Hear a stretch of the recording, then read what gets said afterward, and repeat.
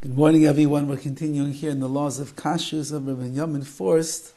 And we began speaking yesterday about the heter, about the leniency of Rabbi Moshe Feinstein Zecher Tzadik Livracha, that in a place like America, where you have FDA regulations and restrictions, and they are sending out their messengers and their fleet of checkers to make sure that in the dairy farms of America, there is only 100% cow milk going into the milk, as it says on the bottle.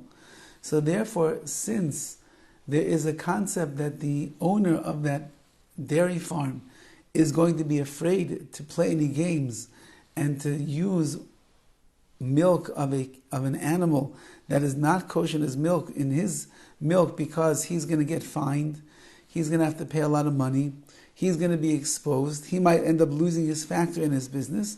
Therefore, there's like a built-in guarantee that the only milk that's going to be coming from Altadena dairy farm is going to be cow's milk, because that's what it says on the bottle itself.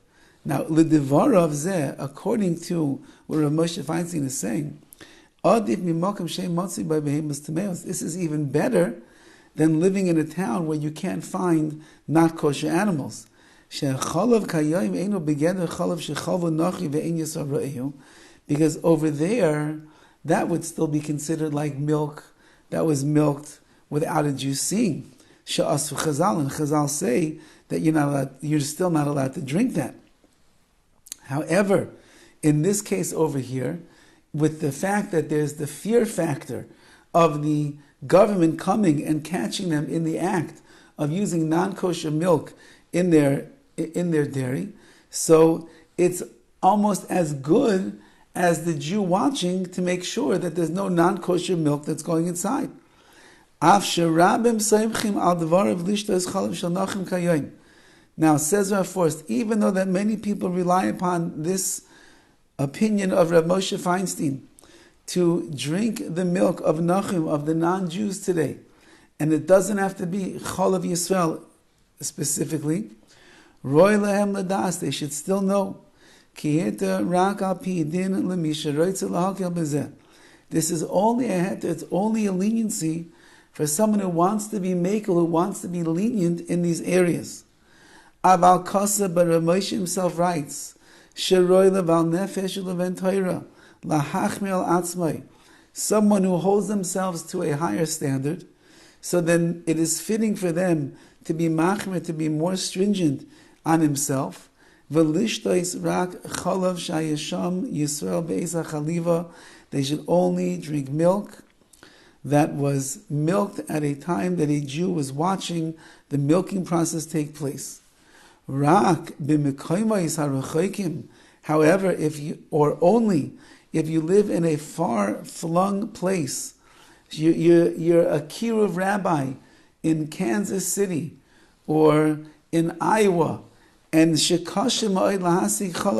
very difficult in those places to get your hands on Chalav Yisrael. Then, according to Rabbi Moshe Feinstein, in that case especially, you don't have to be makro, you don't have to be strict on yourself and ship in cases of Chalav Yisrael to only drink Chalav Yisrael. Because in that case, it's hard to get, and you have the reliability that the country of America is taking care of to make sure that there's no non-kosher milk.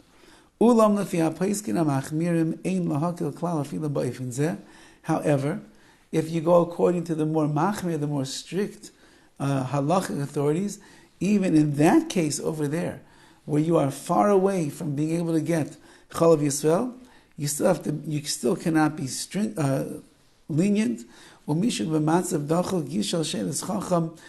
in a very difficult, pressing situation, like you're far away, you need to ask a chacham, you need to ask a paisik what exactly you should do. Now, this is a story that I heard secondhand about Rav Moshe Feinstein himself, that many years ago, we're talking about, he passed away in the 80s, but maybe even in the 60s, when it wasn't so easy to get your hands on Chalav Yisrael, maybe outside of New York.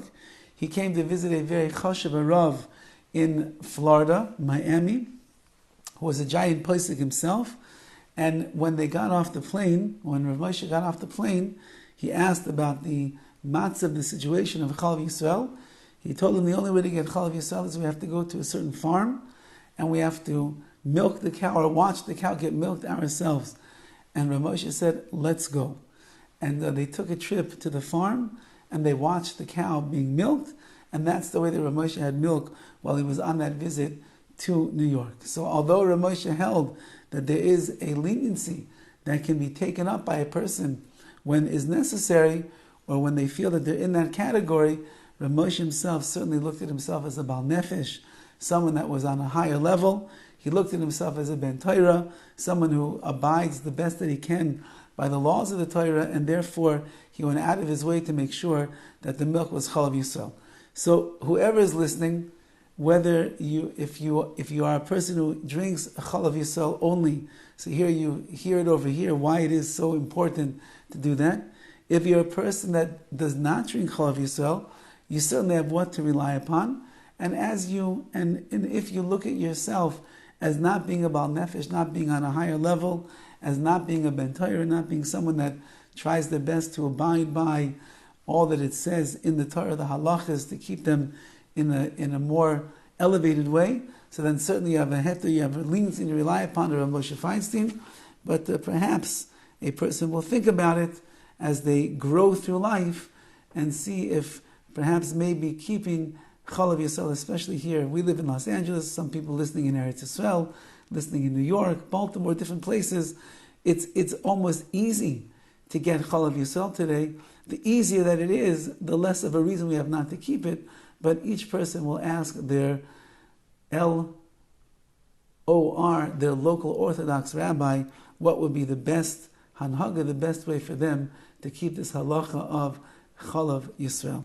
He still has a little bit more to speak about in terms of how machmir, how stringent or lenient a person could and should be, and we'll speak about that be'ez Hashem next time. Have a wonderful Shabbos.